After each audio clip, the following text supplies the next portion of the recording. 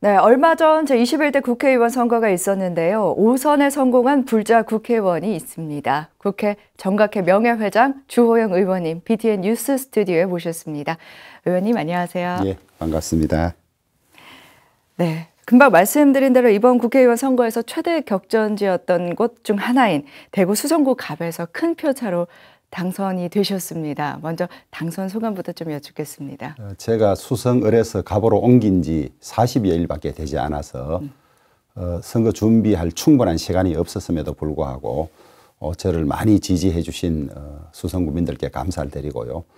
또 30년 이상 참 좋은 관계를 가지고 왔던 우리 김부겸 선배와 경쟁을 하게 돼서 매우 힘든 측면이 있었는데 끝까지 선전하고 좋은 선거 모습을 보여주신 김부겸 선배께 위로와 감사의 말씀을 드립니다.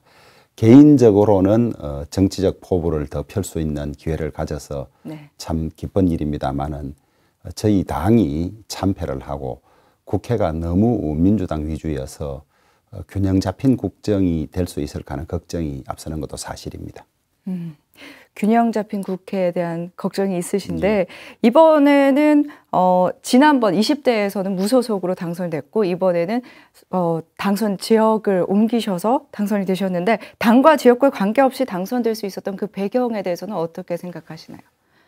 이번은 사실은 이제 저에 대한 선호도 좀 있었지만은 문재인 정권의 실정에 대한 중간 심판 또 김부겸 후보가 2년 가까이 장관한다고 지역을 비웠던 데 대한 어떤 실망 뭐 이런 것들이 겹쳐서 제가 당선될 수 있었던 것 같습니다. 하지만 이번 선거 과정에서 여러 가지 어려움도 있었을 것이라고 생각이 듭니다. 어떤 점이 가장 어려우셨나요?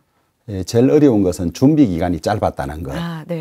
그다음에 두 번째는 대구가 코로나가 창궐 했지 않습니까? 만나 뵐 때마다 이 거리 두기와의 관계라든지 혹시 이렇게 사람들이 많이 드나드는 곳에서 안 좋은 발병이라도 생기면 그 오셨던 분 전체가 다 이 조사를 받아야 되니까 그런 점들이 늘 조마조마하고 불안했습니다. 네, 짧은 선거 준비 기간과 코로나의 사태가 어려움을 만들었군요. 선거 기간 동안에 45가지 공약을 발표하셨습니다. 이 중에서 가장 시급하게 해결해야 할 문제 어떤 것이 있다고 생각하시는지? 이제 저는 나라 전체 공약, 그다음에 대구시에 관한 공약, 수성구에 관한 공약 이런 것들을 이제 공약으로 45개를 냈는데요. 국가 공약이나 대구시 공약은 시간을 가지고 해야 될 일들이 많습니다.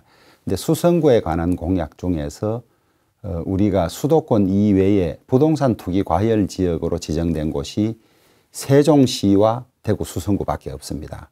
근데 그때는 좀 과열이 되었지만은 지금은 이 코로나 영향도 있고 전반적으로 여러 가지 경제가 침체됐기 때문에 부동산 거래량도 거의 10분의 1로 줄어들었고 가격도 심지어 많이 내린 곳은 1년 사이 1억 이상 내린 곳이 있기 때문에 지금은 부동산 투기 과열 지역이 아니라 부동산 거래를 좀 권장해야 될 지역으로 바뀌었음에도 불구하고 투기 과열 지역이 돼 있으니까 사고 파는 일이 거의 불가능합니다. 대출이 안 되고 뭐 이러기 때문에. 그래서 가장 급선무는 수성구 부동산 투기 과열 지역을 해제하는 것이 가장 시급하고요.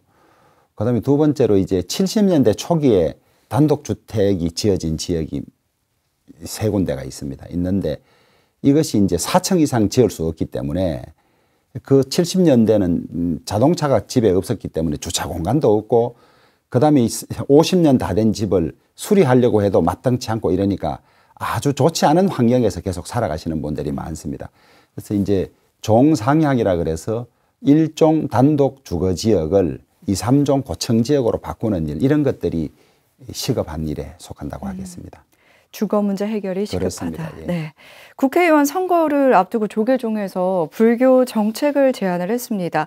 국립공원 내 문화재구역 입장료 문제를 비롯해서 전통 사찰과 불교 문화 발전을 저해하는 각종 법령 개정안을 발표를 했는데 이 가운데서 혹시 공감을 하고 또 함께 정책을 개선해 나가야 할 부분이 있다고 생각하시는 부분이 있다면요? 저는 우리 이 불교계에서 요구한 공약 사항들이 조속히 다 이행이 돼야 한다고 봅니다. 결코 무리하거나 말하자면 종교 이기주의랄까 이런 데서 제안한 것이 아니라 부당한 규제, 부당한 차별을 없애자는 차원의 제안들이기 때문에 가급적 다 받아들여서 입법이라든지 정책으로 반영을 하고 싶은데요. 네. 그중에서도 국립공원 내의 문화재 관람료 문제는 국립공원의 10% 이상을 불교계가 가지고 있음에도 불구하고 국립공원 입장료를 없애는 바람에 이 유지 관리나 이런 데 여러 가지 어려운 문제가 있습니다. 그래서 국립공원 지역 내 문화재 관람료 징수 문제를 조속히 정부와 네. 불교계가 한자리에서 해결해야 될 그런 문제로 생각을 하고요. 농토에서 농사를 짓고 하는 것들을 많이 전통적으로 해왔는데 그것을 농지 취득을 좀 금지해 놓았습니다. 네. 그러다 보니까 사찰 수행 환경 보호도 어렵습니다. 사찰 주변에 사찰이 이 농토를 가짐으로써 난개발이 되는 것을 막을 수 있고 수행 환경을 조성해 갈 수 있는데 네. 사찰이 직접 농토 취득하는 것을 언제부턴가 금지시켰는데 그것을 푸는 일이 시급하다. 저는 이렇게 보고 있고 사찰이 직접 취득하지 못하다 보니까 주지스님 개인 명의로 취득해 놓는 경우가 있는데 세월이 흐르면 그것이 다시 또 분쟁의 분란의 요소가 될 수 있는 그런 측면이 있기 때문에 장기적으로 볼 때는 반드시 사찰이 직접 농지를 취득할 수 있도록 하는 것이 시급하다고 생각합니다. 네. 의원님께서는 국회 정각회 회장을 역임하는 등 불자 정치인으로서 그 역할을 왕성한 활동을 하고 계시는데 이번 선거 결과 보면 20대에 비해서 21대 국회의원 중에서 불자 의원 수가 부족하다 이런 보도도 나오고 있습니다. 이에 대해서는 혹시 어떻게 생각하시는지요? 우리 불자 의원 숫자가 갈수록 자꾸 줄어드는 것 같아요. 특히 이 전체 인구 중에서 불자가 차지하는 비율만큼이라도 의원 중에서 불자 의원이 나와야 하는데 이번 이제 20대 국회는 42명 불자 의원이 있는데 아직 정확히 파악이 안 됐습니다만은 이번에 의원이 된 불자 의원이 36명, 36명 정도 된다고 들었습니다. 그래서 자꾸 줄어들어가는 것이 좀 안타까운데요.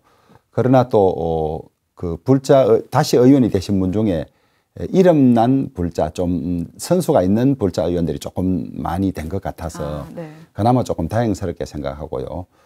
숫자도 중요하지만은 얼마나 열심히 진행 활동을 하고 얼마나 활발하게 참여를 하느냐가 더 중요하다고 생각이 드는데 이번에 되신 분들은 그래도 다 불교를 외워하려는 생각도 많고 또 신행 활동에도 적극적인 분들이어서 숫자가 좀 줄어들었다고 위축되거나 실망하지는 않습니다. 네, 숫자가 좀 줄었더라도 그 질을 좀 더 보강하면 그렇습니다. 되겠죠. 예. 가슴속에 혹시 간직하고 있는 부처님의 가르침이나 조사 스님의 말씀이 있다면 한 말씀 부탁드립니다. 너무나 귀중한 가르침들이 많아서 일일이 다 말씀드리기도 어려운데요. 임재 스님의 수처작주, 그 다음에 금강경에 나오는 응무소주 이생기심, 또 여몽한 포영 이런 사구계들 자주 생각하면서 마음에 새기고 있습니다. 시청자들, 불자 여러분들께 한 말씀 남겨주시기 바랍니다. 저는 부처님의 가르침대로 불자 의원들이 정치를 하면 우리나라는 이 자체가 바로 정토가 될 수 있을 것이라고 생각합니다. 그런데 막상 현실 정치가 그렇게 되지 않아서 국민들에게 실망을 시켜드리고 또 정치인들이 불신받는 그런 경우가 많습니다만은 정각회 의원들을 중심으로 해서라도 정각회 의원만이라도 부처님의 가르침대로 정치를 할 수 있는 그런 의원이 될 수 있도록 자주 만나서 서로 탁마하고 서로 응원하는 그런 국회를 만들어 가도록 하겠습니다. 네, 의원님 앞으로도 기대 많이 하겠습니다. 코로나19 사태로 특히 이제 대구 경북 지역 타격을 많이 입었는데요. 회복하는 데 많은 힘써 주시기 바라고 또 불교계를 위해서도 더 많이 힘써 주시기 바랍니다. 오늘 말씀 고맙습니다. 감사합니다.